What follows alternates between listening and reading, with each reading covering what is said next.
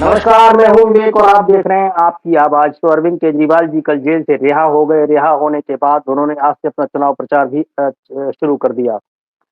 चुनाव अभियान के दौरान सबसे पहले वो गए हनुमान मंदिर, वहाँ जाकर के उन्होंने माथा टेका, चूँकि उनकी श्रद्धा हनुमान जी में है, ऐसा वो कई बार बता चुके हैं। उसके बाद पार्टी कार्यालय पर आकर के एक प्रेस कॉन्फ्रेंस संबोधित करनी थी, लेकिन कार्यकर्ताओं का इतना बड़ा हुजूम आ गया कि वो एक छोटी-मोटी जनसभा में तब्दील हो गया। उन्होंने कार्यकर्ताओं को संबोधित किया, साथ में प्रेस को संबोधित किया। बहुत कुछ उन्होंने बोला अपने उस उद्बोधन में। बहुत आगे की लाइन उन्होंने तय कर दी इस चुनाव की। उसके मायने क्या हैं, इसको समझने के लिए हमारे साथ 2 खास मेहमान मौजूद हैं। हमारे पॉलिटिकल एडिटर संजय बासु जी हैं, रामानंद राय जी नमस्कार, पॉलिटिकल पॉलिटिकल एक्सपर्ट हैं, राजनीतिक विश्लेषक हैं। रामानंद राय नमस्कार, जी नमस्कार, नमस्कार। उनसे भी समझते हैं।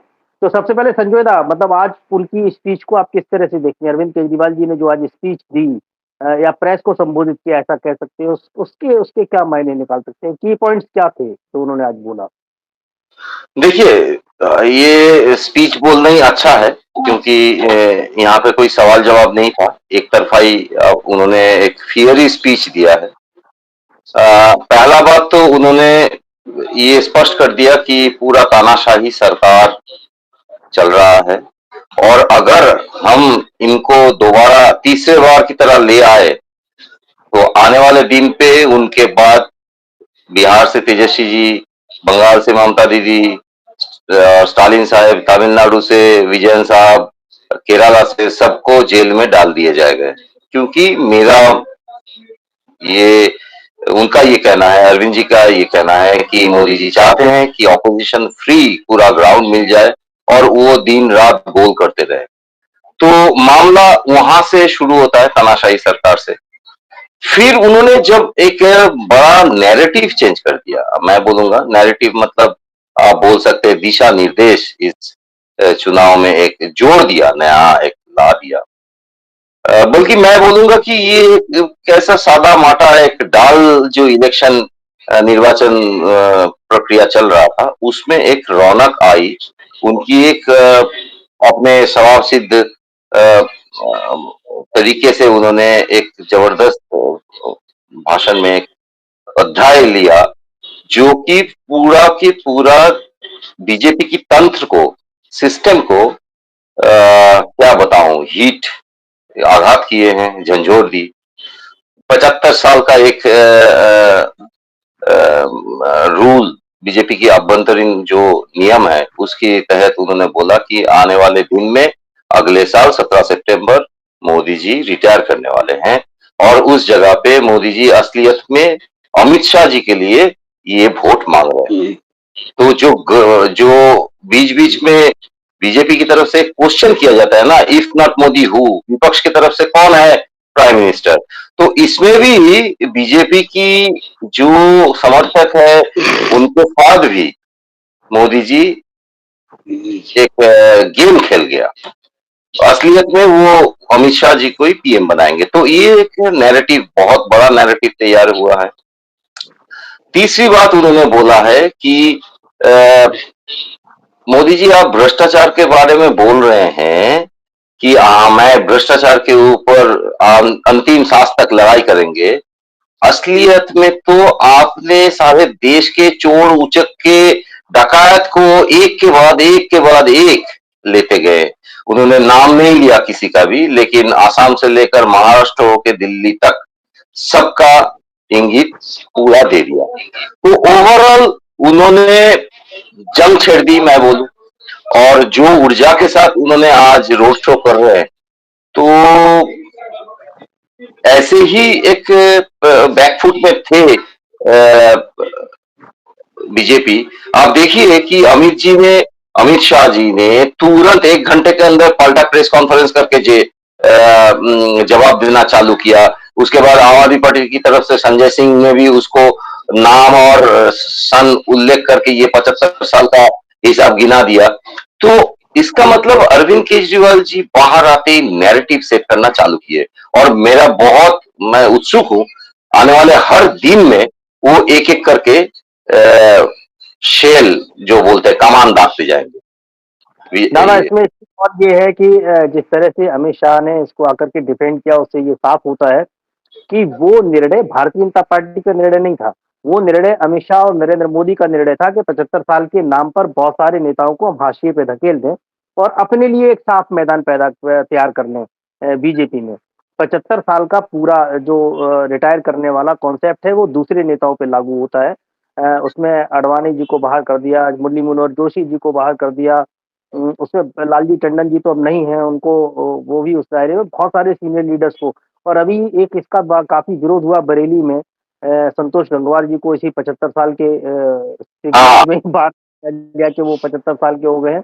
लेकिन ये सब पे लागू होता है, मोदी जी पे लागू नहीं होता और इसीलिए कहते हैं कि संविधान को जो व्यक्ति खुद अपने बनाए नियमों पे समान रूप से नहीं चल सकता, वो संविधान को लेकर के कितना वो होगा क्योंकि आपके खुद के नियम आप तोड़ते जा रहे हो, तो संविधान के नियम आप कितने पालन करोगे, जो एक चर्चा का विषय है इस देश में। लेकिन दूसरी चीज़ उन्होंने ये भी कही कि शिवराज सिंह जी को मध्य प्रदेश से हटा दिया, वसुंधरा राजे सिंधिया को हटा दिया राजस्थान से और सारे नेताओं को हटाते जा रहे हैं। अब की बार नंबर है योगी जी का उत्तर प्रदेश में। तो साफ-साफ उन्होंने कहा कि अब की बार योगी जी का नंबर है और ये चर्चा काफ़ी रामानंद जी चल भी रही है उत्तर प्रदेश में कि तीसरी बार अगर मोदी जी प्रधानमंत्री बनते हैं तो योगी जी को इस बार वो बेदखल कर देंगे, बाहर कर देंगे और इसका आक्रोश उत्तर प्रदेश में बीजेपी को देखने को भी मिल रहा है।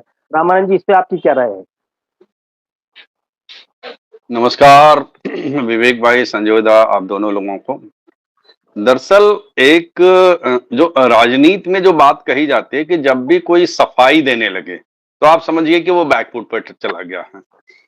तो आज अरविंद जी के भाषण के बाद भारतीय जनता पार्टी, जो कि लगभग पिछले 10-12 साल से आक्रामक राजनीति के लिए जानी जाती है, वो अरविंद जी के भाषण के तुरंत बाद आनन फानन में अमित शाह का प्रेस कॉन्फ्रेंस करना और जो अरविंद केजरीवाल ने जो उनके पाले में गेंद डाल दी है कि भाई आप बताइए आपका प्रधानमंत्री कैंडिडेट कौन है, जो ये लगातार पिछले कई दिनों से पूछ रहे, तो अब तो उनके पाले में डाल दी गेंद।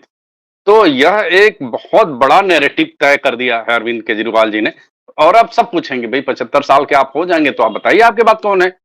और जो भारतीय जनता पार्टी, जो इस समय पूरे खुलेआम चर्चा है पूरे उत्तर प्रदेश से लेकर के पूरे देश में कि भाई मोदी जी के बाद भारतीय जनता पार्टी के पास प्रधानमंत्री का कैंडिडेट कौन होगा, और सबको पता है कि अंदरूनी लड़ाई योगी अमित शाह में इसके लिए चल रही है और सहमत का खेल पिछले 1.5 साल से लगभग चल रहा है। उत्तर प्रदेश के लोग जानते हैं, उत्तर प्रदेश की राजनीति में जो भी दखल रखते हैं या उसको जो समझते हैं, सब जान रहे हैं कि किस प्रकार से एक दूसरे के प्यादों को पीटे जा रहे हैं। अमित शाह योगी के प्यादों को पीट देते हैं, कभी तो कभी योगी अमित शाह के प्यादों को पीट देते हैं, ये चल रहा।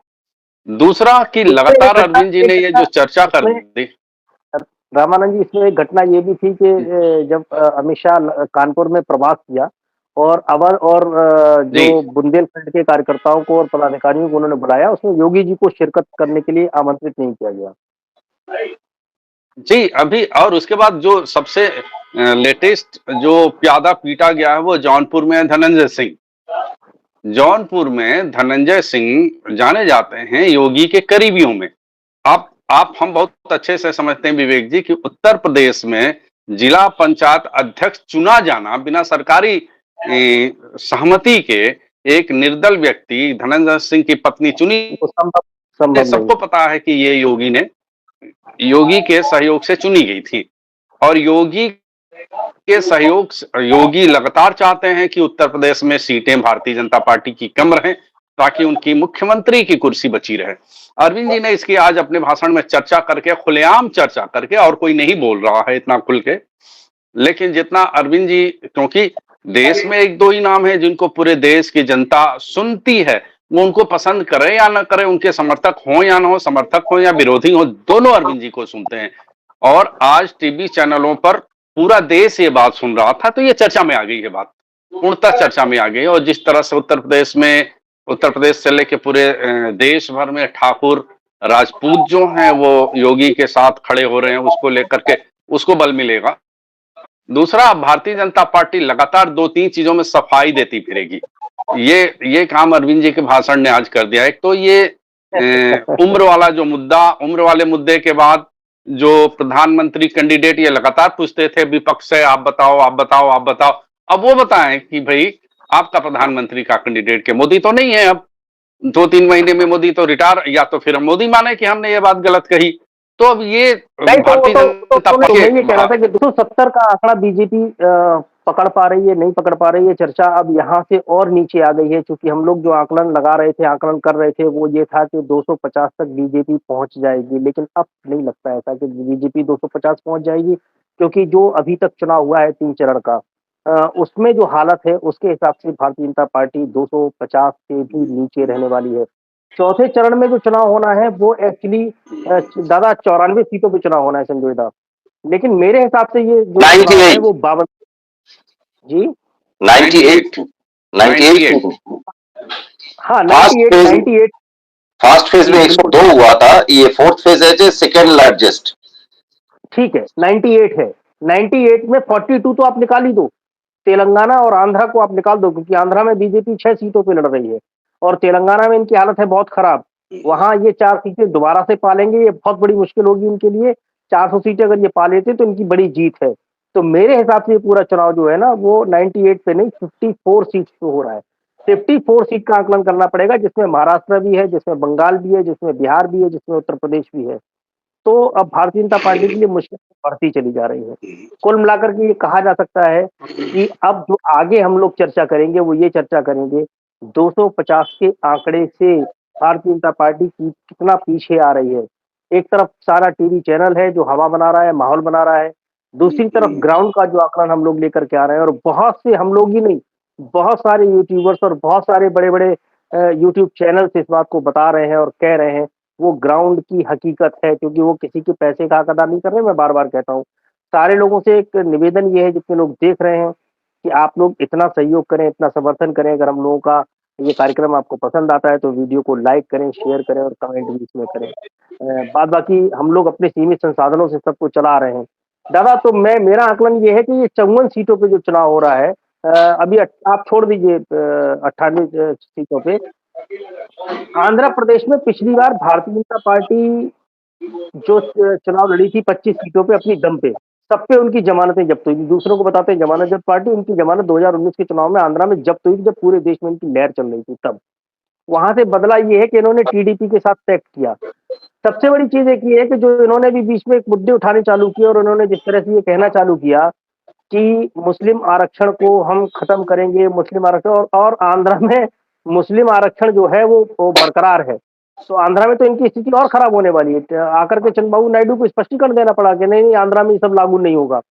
तो मुझे लगता है ये है कि वहाँ अगर एक आध सीट ये जीत ले आंध्रा में, तो अब ये 42 सीटों पे तो इनके पास कुछ है नहीं। 54 सीटों का आकलन जो है वो मैं बारी-बारी समझूँगा संजय दा और रामानंद जी से, क्योंकि इसमें उत्तर प्रदेश भी है, बिहार भी है, बंगाल भी है, महाराष्ट्र भी है। महाराष्ट्र से इनको बहुत बड़ा डेंट होने वाला है। संजय दा आपसे पहले स्टार्ट कर लेते हैं, फिर रामानंद जी को बीच में ले लेंगे। देखिए, मेरा जो ये बोल रहा है, मेरा जो हिसाब बोल रहा है, उसमें ये 54 सीट के अंदर मैक्सिमम सीट बीजेपी के कब्जे में थे पिछले बार, मैक्सिमम, है ना? तो जैसे कि बंगाल में जो हो रहा है उसके अंदर 2019 में आसनसोल सीट उनके कब्जे में था। उसके बाद दुर्गापुर, वर्धमान दुर्गापुर की सीट उसके कब्जे में थे। इस बार ये एक तो आसनसोल चला गया, इस बार ये भी हाथ से चला जाएगा। खासतौर से ये संदेश खाली उल्टा पड़ने के बाद, कहानी जब फेक निकल रहा है उसके बाद।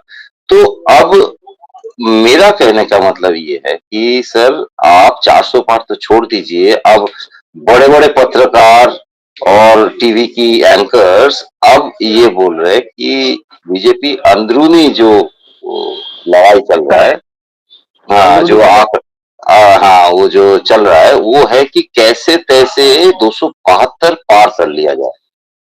300 भी नहीं, लेकिन दादा 272 पार कर लीजिए। ये 272 भी पार हो नहीं रहा है, और हम लोग पिछले 4-5 महीने से चिल्ला रहे हैं कि 250 के आसपास बीजेपी है। लोगों ने तो अब बोलना चालू वो किया होगा, क्योंकि हम लोग अंदर की नब्ज पकड़ रहे थे। रामानंद जी हों, चाहे आप हो, चाहे मैं हूँ, चाहे हमारे और साथी जो ग्राउंड पे काम कर रहे हैं, उनकी जो रिपोर्ट आ रही थी तो 5 किलो राशन का मुद्दा सर्वे अरबे में बाद में आया होगा। हम लोग पिछले 6 महीने से चिल्ला रहे हैं कि राशन का मुद्दा नहीं है इस बार, हिंदुत्व का मुद्दा नहीं है इस बार बेरोजगारी, महंगाई, ये सबसे बड़े मुद्दे हैं, ये सर्वे में भी निकल करके आए। नहीं देखिए विवेक भाई मैं कोई ज्योतिष तो नहीं हूँ, हाँ, ये सब नहीं बोल सकता हूँ। लेकिन एंटी इनकम्बेंसी हाँ, प्रतिष्ठान विरोधी जो हवा, वो अग्निवीर जैसे नहीं बहुत दादा, सारे आप आप भले ही न बोल पा रहे हो, लेकिन इस शब्द को हम लोगों ने टटोला है, ग्राउंड पे जो हाँ, लोग वही बोल रहा हूँ, वही माने बोल जाता है। देखिए, ज्योतिष एक अलग चीज है, लेकिन राजनीति का कैलकुलेशन भी ज्योतिष से कम नहीं है। वो गणना अगर आपकी सही है, और ये रिजल्ट में आने के बाद पता चलेगा कि जो हम पिछले नहीं 6 महीने सुन रहे नहीं हैं, विवेक भाई कुछ बिहेवियर का बिहेवियर का भी बात है कि लोग कैसे व्यवहार कर रहे हैं इस इलेक्शन के साथ। जैसे पश्चिमी उत्तर प्रदेश में पहला और दूसरा चरण में देखा, एक बड़ा तबका है। आप सोचिए गाजियाबाद, गौतम बुद्ध नगर, नोएडा एरिया, इस एरिया में अधिकांश लोग शिक्षित है, सोशल मीडिया में है, बहुत सारे टाइम एक्टिवली पॉलिटिक्स को फॉलो करते हैं। उन लोगों ने भी बढ़ चढ़ के वोट देने नहीं गया। तो मैं ये बोल रहा हूँ, मेरा ये कहना है कि एंटी एस्टेब्लिशमेंट सेंटीमेंट तो एकदम भड़के है एकदम। नहीं, लेकिन लेकिन मैं इस चीज से सहमत नहीं हूँ, एकदम से नहीं भड़का है। ये एक्चुअली जो बीजेपी के काडर में निराशा है, वो आज से नहीं है। और आप इस बात के गवाह हैं कि मैं पिछले 6 महीने से बोल रहा हूँ कि 250 पाना मुश्किल है। ठीक है, नहीं आपको लग रहा है कि अभी से भड़का है, लेकिन मैं मैं जिस नब्ज पकड़ रहा था वो ये था कि भारतीय जनता पार्टी का काडर डिमोरलाइज है, भारतीय जनता पार्टी के अंदर इनफाइटिंग है। इसका खामियाजा इनको भुगतना पड़ेगा, और आप इस बात के गवाह हैं कि मैं पिछले 6 महीने से कह रहा हूँ कि 250 पकड़ना मुश्किल है। हाँ, आप कह रहे हैं। अब और एक मजेदार कहानी आपको बताऊं कि आज चौथे चरण के लगभग वोट होने जा रहे हैं परसों। उस जगह पे खड़े होके जो एक Modi factor, Modi versus home, अब देखा जा रहा है कि आप बंगाल, महाराष्ट्र, तमिलनाडु, दिल्ली, पंजाब, हर जगह, बिहार, झारखंड, उड़ीसा, किसका नाम लूं, हर जगह पे उन्होंने फ्रंट खोल लिया। लोकलाइज्ड लीडर्स के साथ उनको लड़ना पड़ रहा है। तो स्वीपिंग वोट और सीट कोई सवाल ही नहीं है। 250 देखा जाए तो चौथे चरण के बाद विवेक भाई पता चल जाएगा कि ये 250 तक पहुंच पाएगा कि नहीं पाएगा। नहीं, मुझे तो अब नहीं लगता। मेरा आकलन जो है वो ये कहता है कि ये 250 पकड़ना इनको बहुत मुश्किल होगा। रामानंद जी, उत्तर प्रदेश और बिहार के बारे में थोड़ा बताइए, आप क्या समझते हैं, क्या ये 250 तक पहुंच रही है बीजेपी? एक बात ऐसा है जिसको नोट करने की बहुत जरूरत है विवेक भाई। दरअसल आप एक ध्यान दीजिए, राजनीति में भारतीय जनता पार्टी पिछले कई महीने से लगभग हर एक स्टेट में बैकफुट पर है। उसको सफाइयां देनी पड़ रही हैं। महाराष्ट्र में उनको सफाई देनी पड़ रही है कि भाई हमने तोड़ा नहीं, हमने तोड़फोड़ नहीं किया, ये अपने आप हो गया। ये पूरे मराठी जनमानस उनसे इस बात को लेकर नाराज है कि आपके मराठी पार्टियां जो है मराठी सेंटिमेंट के दो केंद्र हैं, शरद पवार और उद्धव ठाकरे। अब भारतीय जनता पार्टी को पूरे महाराष्ट्र में सफाई देनी पड़ रही है कि भाई ये हमने नहीं किया, यानी भारतीय जनता पार्टी बैकफुट पर है। लेकिन आप लेकिन हरियाणा में रामानंद देखिए, भाई हरियाणा में लेकिन रामानंद भाई मैं टोकूंगा इस जगह पे। जी लेकिन उस जगह पे खड़े होके हमारे प्रधानमंत्री तो भटकती आत्मा करके शरद पवार को बोल रहे हैं, है ना? और हाँ, वैसे तो ही यही तो दरअसल दरअसल आप समझिए मैं क्या कह रहा हूं। मोदी और अमित शाह की जो राजनीति है वो हमेशा है कि मुद्दे को डाइवर्ट करो। आप आप व्यक्ति पर, और जो लोग भी संघ को जानते हैं हमेशा से जानते हैं कि संघ से जो लोग आते हैं 90% वो मुद्दों पर बात नहीं करते। वो अंत में उनका एक ही हथियार होता है, कैरेक्टर असैसिनेशन। वो व्यक्तियों पर, तमाम नेताओं पर व्यक्तिगत हमले करते हैं, या उनकी पुरानी रणनीति रही है ताकि मुद्दे डाइवर्ट हों। लेकिन मैं जो बात कर रहा हूँ जमीन की क्या कर रहा हूँ, जमीनी कार्यकर्ताओं को हर एक स्टेट में सफाई देनी पड़ रही है भाजपा के। मोदी जी तो स्टेज पर आते हैं, उनसे कोई सवाल पूछने वाला नहीं है, वो जो मर्जी बोलेंगे चले जाएंगे। लेकिन भारतीय जनता पार्टी की जो कार्यकर्ता हैं उनको सफाई देनी पड़ रही है। उनको हरियाणा में सफाई देनी पड़ रही है, हरियाणा के गांवों से भगाए जा रहे हैं। महाराष्ट्र में उनको सफाई देनी पड़ रही है। बंगाल में अभी आपने चर्चा किया संदेश खाली जो उल्टा पड़ गया है, उस मसले पर अब उनको सफाई देनी पड़ रही है। बिहार पर नीतीश कुमार को लेकर के भारतीय जनता पार्टी के कार्यकर्ताओं को, भारतीय जनता पार्टी के लोकल नेताओं को सफाई देनी पड़ रही है जा जाके। हाँ भाई, नीतीश कुमार आपके साथ कभी कितने दिन रहेंगे, कब पलट जाएंगे, ये सफाई तो उनको देनी पड़ रही है ना। उत्तर प्रदेश में उनको सफाई देनी पड़ रही है कि नहीं नहीं, योगी को हम नहीं हटाएंगे, योगी को रखेंगे। ये सफाई तो देनी पड़ रही है ना उनको। नहीं, पॉलिटिक्स लेकिन में जब रामानंद, आप सफाई देने लग, उत्तर प्रदेश में उन्होंने कहीं ऐसा नहीं कहा कि मोदी को रखेंगे, हटाएंगे नहीं। इस तरह का बयान बीजेपी की तरफ से अभी तक मैंने तो नहीं सुना। कि उन्होंने कहा हो कि नहीं योगी अरे जी मैं क्या बरकरार बोल रहा हूँ, विवेक भाई बड़े नेता तो नहीं बोल रहे हैं, लेकिन नीचे मैं कह रहा हूँ ग्राउंड पर तो लोग सवाल पूछ रहे हैं ना। सवाल पूछ ग्राउंड रहे पर हैं। इस बात को लेकर चर्चा है, और ग्राउंड पर लेके जब चर्चा होता है तो बड़े नेता बोले ना बोले उससे फर्क नहीं पड़ता, नीचे के लोगों को सफाई देनी पड़ती। जब वो गांव में जाते हैं, मान लीजिए जो अभी चल रहा है, योगी को हटाएंगे, ठाकुरों के गांव में जाएंगे या फिर ऐसी कहीं जगहों पर जाएंगे, तो उनको सफाई तो देनी पड़ रही है, सफाई देनी बिल्कुल। पड़ रही है कि भाई हाँ नहीं हम रखेंगे। तो ये हर जी। हर स्टेट में देखिए, हर स्टेट में कोई ना कोई ऐसा मुद्दा है भारतीय जनता पार्टी के साथ जिसमें भारतीय जनता पार्टी को सफाई देनी पड़ रही है कि नहीं नहीं ऐसा। बिल्कुल। अब ये देखिए, अभी जैसे अरविंद जी ने नैरेटिव बना दिया तो उनको सफाई देनी पड़ रही है कि नहीं भाई 75 साल वाली बात नहीं, मोदी जी ही रहेंगे या अमित शाह रहेंगे या कौन रहेगा। अब ये तो ये चर्चा में आ गई बात। तो हर स्टेट में अब जहां आप सफाई देने पड़ते हैं, तो हाँ मैं ये कह रहा था कि अरविंद जी के बाहर आने के बाद एक बहुत बड़ी ताकत इंडिया गठबंधन को मिल गया है। इंडिया गठबंधन नैरेटिव बनाने में एक और मजेदार बात है कि जो पिछले भारतीय जनता पार्टी जो फ्लोटिंग वोट होता है 3 से 4%, उनको तमाम हवा बना के बहुत प्रचार करके जो पूरे देश में हवा बना के वो 3-4% अपने पक्ष में कर लेते थे, इस बार ये चीज नहीं हो पा रही है क्योंकि पूरे देश में वो उत्साह, वो जो भारतीय जनता पार्टी जो एकदम आक्रामक ढंग से माहौल बनाती थी वो नहीं बन पा रहा, वो नहीं बन पा रहा। तो जो हवा से जो वोट उनकी तरफ 3-4% बह के चला जाता था, वो पूरे देश में नहीं हो रहा बिल्कुल, एकदम कोई से। हवा तो इसमें इसका बीजेपी बना नहीं पा रही है और इस समय इनकी हालत खराब है। अरविंद केजरीवाल जी चूँकि जेल से बाहर आ चुके हैं, जी मुश्किलें बिल्कुल। और एनडीए अरविंद के लिए केजरीवाल अब दिल्ली क्या के होगा, अंदर। अब आज आज एक और बात आपको नोट करने लायक है, उस बात पर हमने चर्चा नहीं की। अरविंद जी ने एक और बहुत खास बात बोली है कि मैं देश भर में घूमूंगा। वो केवल दिल्ली पंजाब की बात नहीं कर रहे, हरियाणा की बात नहीं कर रहे, जहां पर आम आदमी पार्टी के कैंडिडेट चुनाव लड़ रहे हैं। उन्होंने कहा है पूरे चलिए, देश में रामानंद घूमूंगा। कार्यक्रम को यहीं खत्म करना पड़ेगा क्योंकि समय की बाध्यता है, समय कम है हम लोगों के पास। पीछे से जी जी रजनीश जी जी जी बराबर जी जी। इशारे कर रहे हैं। तो ये तय है कि बीजेपी की मुश्किलें बढ़ती चली जा रही हैं और उनके दिन कुछ अच्छे नहीं चल रहे हैं। अरविंद केजरीवाल जी का बाहर आना उनके लिए और मुश्किलें पैदा करेगा, जबकि दिल्ली में 7 सीटें भारतीय जनता पार्टी ने जीती थी। इस बार अरविंद केजरीवाल जी क्लीन स्वीप करने की स्थिति में है। जिस तरह से उनका रोड शो हो रहा है और जिस तरह से उन्होंने आकर के फ्रंट फुट पर बैटिंग करना स्टार्ट किया और पूरे देश भर में वो जाने वाले हैं। तो अभी बहुत चुनाव बाकी है, अभी बहुत सारी घटनाक्रम होने बाकी हैं, बहुत सारा इलेक्शन का एक नैरेटिव सेट होना बाकी है। इसका करेंगे इंतजार और कल फिर मिलेंगे एक नई वीडियो में नई चर्चा के साथ। तब तक हम लोगों को दीजिए आज्ञा। आप सबको बहुत-बहुत शुक्रिया। नमस्कार। नमस्कार नमस्कार।